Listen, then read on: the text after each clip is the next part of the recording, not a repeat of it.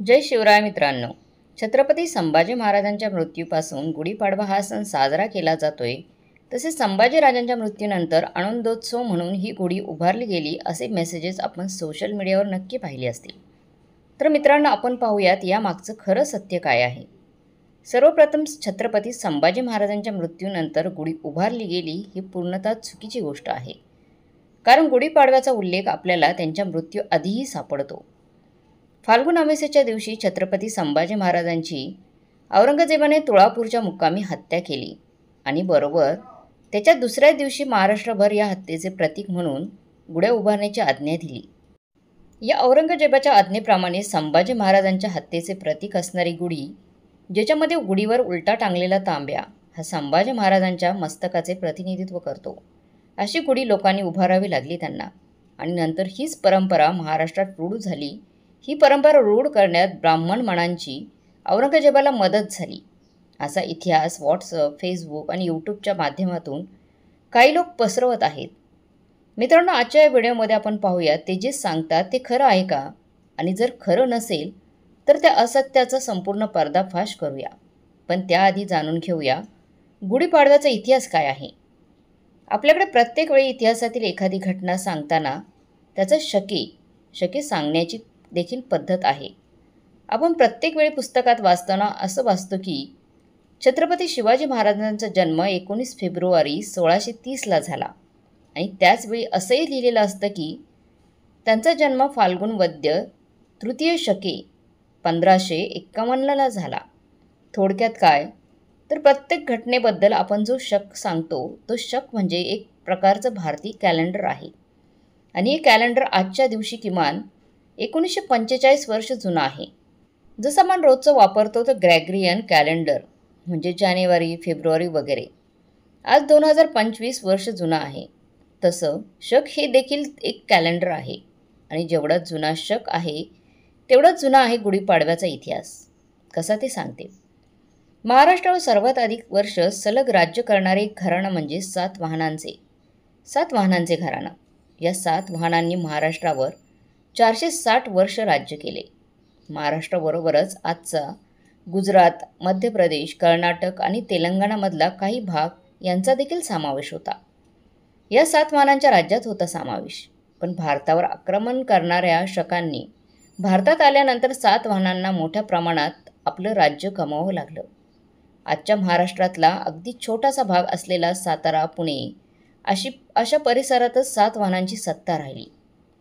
इसवी सन 78 या सातवाहन घराण्यातला 23वा राजा गौतमीपुत्र सातकर्णी यानं शक राजा नहपानाचा नाशिकजवळच्या गोवर्धना भागात पराभव केला आणि या युद्धात स्वतः शक राजा नहपान मारला गेला.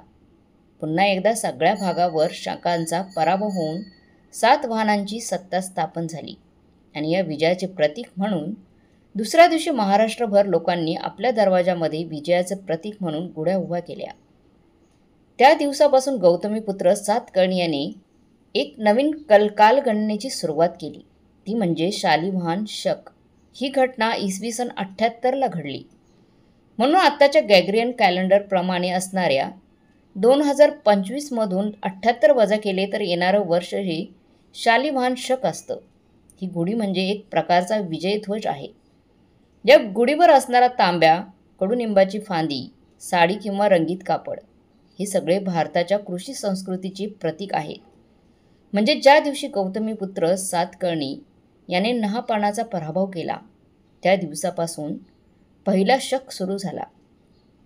म्हणजेच नव्या वर्षाची सुरुवात झाली. आणि अशी आत्तापर्यंत 1995-45 शके अर्थात पूर्ण झालेली आहेत. आणि अजून 2 दिवसांनी पाडव्याच्या दिवशी 1946 म्हणजेच या वर्षाची शकाची सुरुवात होईल.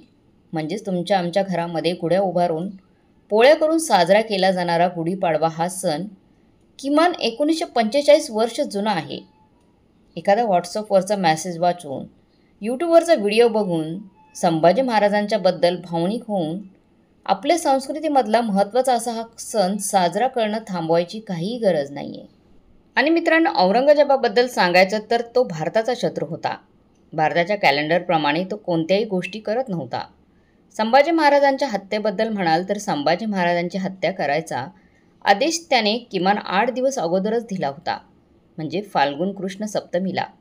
त्यानंतर पुढच्या काही दिवसात त्यांचे हाल केले गेले आणि त्यानंतर त्यांचा मृत्यू झाला. तो दिवस होता फाल्गुन अमावस्या. तो दिवसही काही पाडव्याचा दिवस नव्हताच. तो पाडव्याच्या अगोदरचा दिवस होता आणि तो एक निव्वळ योगायोग होता. ज्यांना सनसनाटी निर्माण करायला आवडते त्यांना असा योगायोग देखील आवडतात. औरंगजेबाशी 26 वर्ष चिवटपणे झुंजून त्याला महाराष्ट्राच्याच भूमीत गाडणारा महाराष्ट्र त्याच्या आदेशाप्रमाणे गुढ्या उभा करेल ही एखाद्या बालिश माणसाची बालिश कल्पना आहे. आणि एक महत्त्वाची गोष्ट म्हणजे स्वतः छत्रपतींच्या घराण्यात म्हणजे सातारा आणि कोल्हापूरच्या दोन्ही घराण्यात गुढीपाडवा साजरा केला जातो. आजही असा या मेसेजमध्ये असा दावा केलेला आहे की संभाजी महाराजांच्या हत्येपूर्वी गुढीपाडव्याचा उल्लेख कुठेच येत नाही. त्याबद्दल सांगायचं तर अनेक मराठी कागदपत्रांतून संतांच्या काव्यातून गुढीपाडव्याचा उल्लेख येतो. 24 नोव्हेंबर 1649 म्हणजे संभाजी महाराजांच्या हत्येच्या पूर्वी 40 वर्षाच्या एका महजरात असं म्हटलं आहे की कासाराचे घरी गुढिया पाडवाची चैत्री पुनव व श्रावणी पुनव व कुलधर्म करील, तेथे हक्क उत्पन्न फळवर येईल, तो तिघा जणी वाटून घेणे. संभाजी महाराजांच्या हत्येपूर्वी जवळजवळ 400 वर्ष अगोदर ज्ञानोबा माऊली आपल्या ज्ञानेश्वरीमध्ये देखील गुढीचा उल्लेख करतात. ते म्हणतात, अधर्माची अवधी तोडी दोषांची लिहिली फाडी, सज्जना करावी गुढी सुखाची उभारावी. आणखी एका ओवीमध्ये ज्ञानेश्वर माऊली म्हणतात, माझी अवसरी ती फेडी विजयाचे सांगी गुढी, येरुजीवी म्हणे सांडी गवठी. संभाजी महाराजांच्या हत्ये अगोदर 2 वर्ष संत चोखामेळा आपल्या अभंगात म्हणतात, टाळी वाजवावी गुढी उभारावी, वाटती चालावी पंढरीची.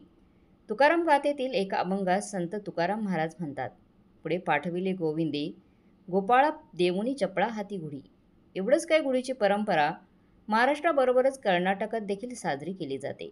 महात्मा बसवेश्वर आपल्या एका कन्नड काव्यात म्हणतात, आरुडे बंदडे गुढी तोरण व कट्टी याचा अर्थ ज्येष्ठांनाचे म्हणजेच शरणांचे आगमन होता, गुढ्या उभारून तोरणे बांधा. म्हणजेच काय, गुढी आणि गुढीपाडवा हा महाराष्ट्राच्या इतिहासात लिखित पुराव्याशी जरी म्हटलं तरी किमान 1000 वर्ष जुना आहे.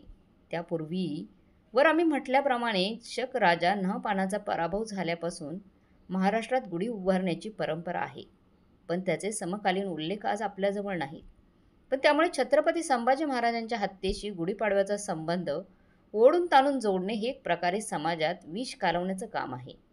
व्हॉट्सअप, फेसबुक आणि यूट्यूबवरचे असत्य कथन करणारे मेसेजेस वाचून व्हिडिओ बघून आपली संस्कृती नाकारणं अत्यंत चुकीचं आहे.